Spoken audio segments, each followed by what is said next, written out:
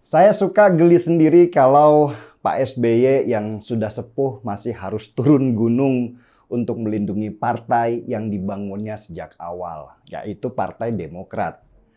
Pak SBY pasti tahulah kalau pemilu tahun 2024 nanti adalah laga hidup dan matinya Partai Demokrat. Sejak 2014, perolehan suara Partai Demokrat terus anjlok sampai ke titik nadirnya. Kita coba bongkar dulu portofolio Partai Demokrat. Tahun 2009 adalah tahun keemasan Partai Demokrat.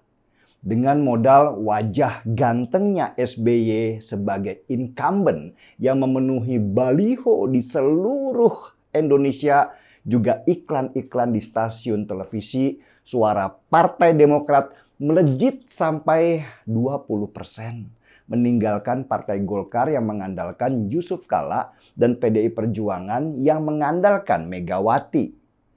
Partai Demokrat pada tahun 2009 lalu benar-benar berpesta pora sampai lupa diri dan akhirnya ramai-ramai elit partainya terjerat korupsi. Di pemilu tahun 2014, PDI Perjuangan mendadak mengubah strategi. Dengan mengandalkan Jokowi sebagai striker, PDI Perjuangan langsung melejit ke atas meninggalkan Demokrat yang sedang terpuruk karena citranya hancur lebur. Dari 20% suara Partai Demokrat anjlok separuhnya menjadi 10%.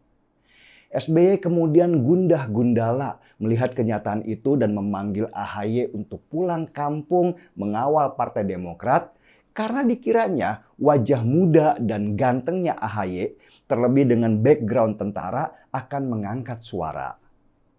Strategi SBY gak bunyi juga. Di tahun 2019, suara Demokrat meluncur ke bawah di angka 7% suara saja. Untung saja masih lolos ke Senayan yang menetapkan minimal suara 4%. SBY kemudian resah.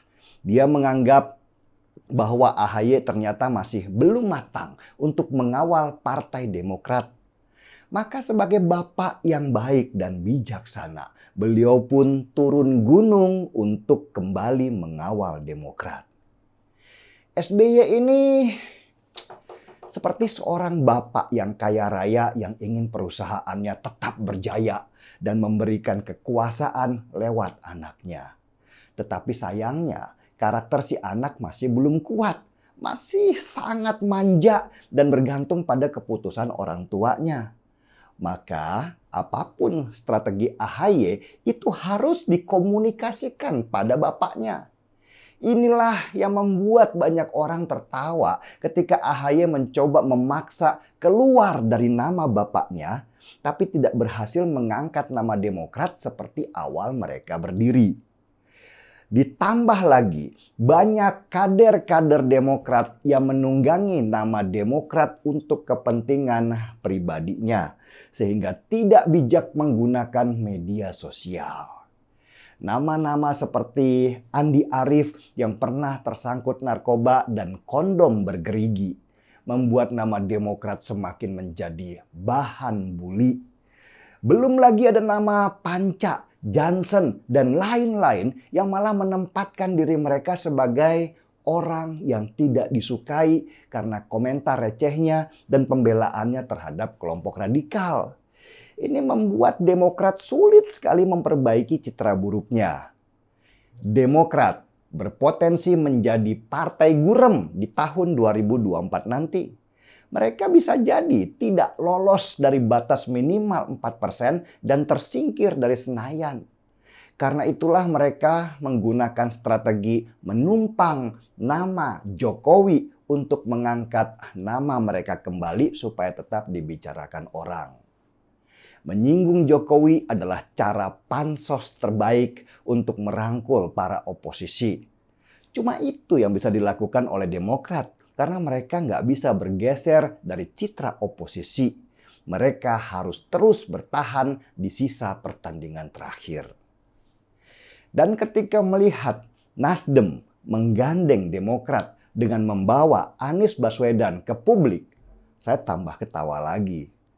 Demokrat yang masih hijau akhirnya ikut permainan Surya Paloh yang terkenal jago bermain di politik. Demokrat hanya jadi alat saja untuk Surya Paloh. Begitu juga Anies Baswedan. Mereka hanya jadi alat tawar saja karena Surya Paloh sebenarnya juga nggak suka Anies. Tetapi dia butuh Anies untuk melakukan tawar-menawar dengan PDI Perjuangan.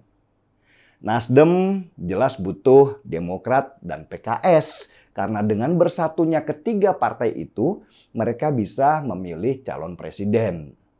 Tetapi catat, pada tikungan terakhir, lihat saja Nasdem bisa berbelok tajam dan merapat ke koalisi meninggalkan Demokrat dan PKS berduaan.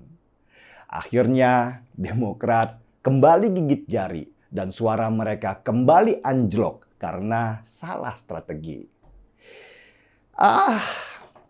Demokrat, nasibmu kini. Sini ngobrol sama abang tentang politik sambil seruput secangkir kopi.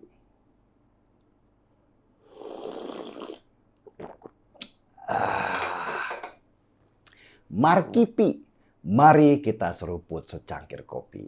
Saya Denny Siregar, kita di acara Timeline.